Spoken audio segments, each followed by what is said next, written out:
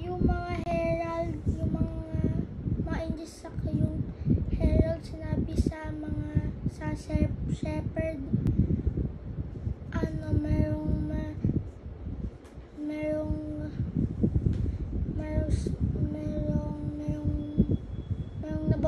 mabobor na prince sa Bethlehem.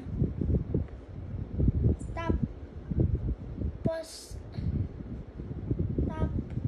yung tatay nila, yung sinasabi, yung maboborn yung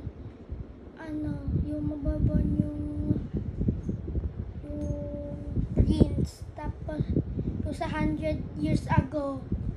Tapos sila happy. Tapos pumunta sila sa Bethlehem. Tapos punta nila, nakita nila yung baby. Tapos nagluhod sila, tapos nag-bow down sila. Tapos yun, umalis na sila. Pumalis sa ship nila. Tapos mayroong mga 3 wise men. Tapos ipinagalan nila yung star. Tapos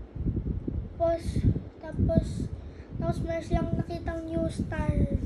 Tapos sinundan nila yun. Tapos nag-ride sila ng camel. Tapos sinundan. Tapos nakatulog sila. Tapos kung doon nag-umising na sila, nandun yung new star. Tapos punta sila sa journey kasi few miles na lang yung Bethlehem.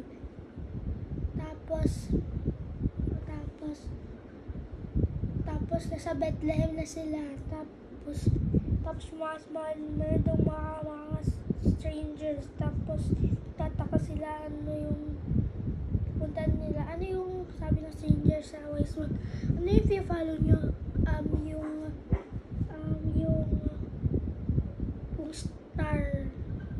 Yung star. Tapos nakita nila sa sky. Yung star.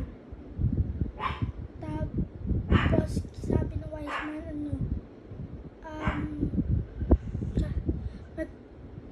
mabuborn yung prince nila. Yung prince. Tapos nag-mouth to mouth sila. Tapos may nakabalita kay King Herod. Tapos sabi niya, merong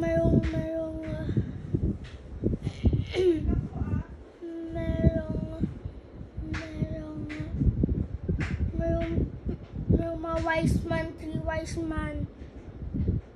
Tapos merong prince. Tapos sabi ni King Herod, padala niyo yung mga 3 wise man. Tapos pumunta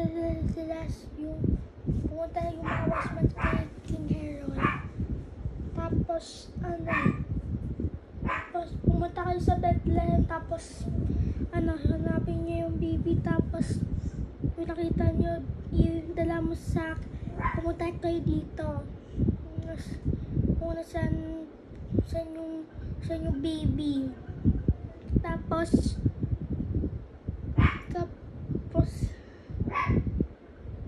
nag-yes yung mga wise man. Tapos yung si King Herod, hindi niya gagawin, hindi pala mag-bow down yung sa baby. Tapos hindi gagawin niya yung King Herod, papatay niya yung baby. Kasi yung namatay siya yung king, yung prince, yung baby prince, siya yung magiging king, yung mga anak niya. Tapos nag-aanap sila. Tapos yung star i-follow din nila. Tapos nakita nila yung baby. Tapos nag-bow down sila. Tapos binigyan sila yung mga gold, frankincense,